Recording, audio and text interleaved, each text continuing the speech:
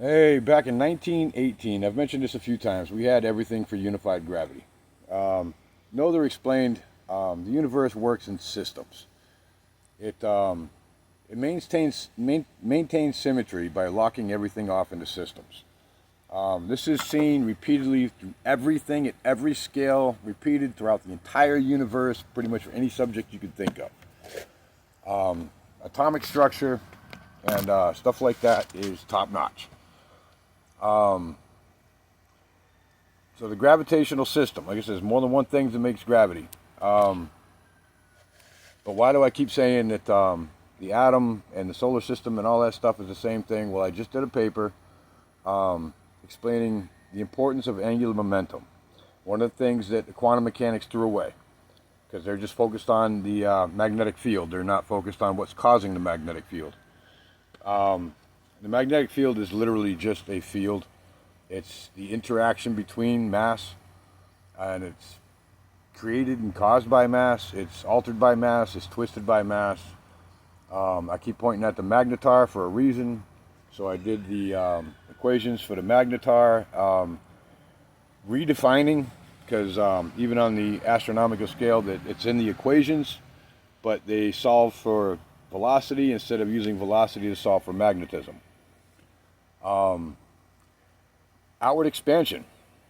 As mass tries to expand, that twist, as mass tries to expand, matter, the field twists back.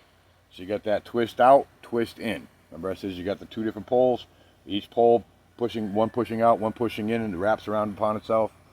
It's a dipole, it's not a monopole. It doesn't transmit and receive from the proton to the electron. The electron is the magnetic field. That's what it is. It's not a particle. That shit drives me nuts. It is the magnetic field. And as mass tries to expand outwards, the magnetic field cranks right back and tries to keep it in. And that is, gravity. We look at it as charged particles because, well, that's where we're actually studying it directly. When we see it for stars, we're seeing neutral matter. Things that are already neutralized inside the atom. All right? It's already been neutralized, but mass is still mass.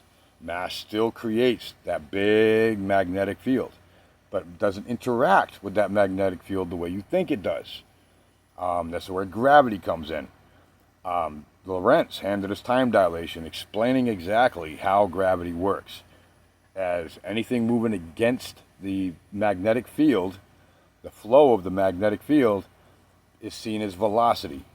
Whether you're sitting here with gravity telling you got to go that way and you're not doing it, becomes velocity that way. As I'm traveling around the planet, stuff like that, because I'm not following the actual flow around the planet, I'm going ahead of it to stay in orbit so I don't fall. So if I stayed with the flow of the planet, I would just drop. I don't want to do that, so I want to go into orbit. So I got to go fast. And that's velocity. And it just works like that all the way around, from top to bottom at every single scale. But we're measuring for neutral particles in a magnetic field. You understand the difference? Neutral particles in a magnetic field don't interact the same way a charged particle in a magnetic field does. An atom is not a charged particle. It's two different forms. It's a self-contained charged particle. And it's almost neutralized. Some are ionized, some are not, but then they interact with other atoms and they become a molecule and they become balanced. Once they're balanced, they are neutralized. But because they are still mass, they create a magnetic field. They interact with magnetic fields, but it's more of the flow of the magnetic field. I go big into angular momentum in the magnetic field in this paper. But this is all leading back up to the same thing I've been talking about. The universe is very, very simple. It follows basic mechanical laws, and it simply repeats them and scales them to size. Every size. Same laws. A lot of times you look at it with different math, but it's the same laws, repeated and scaled to size.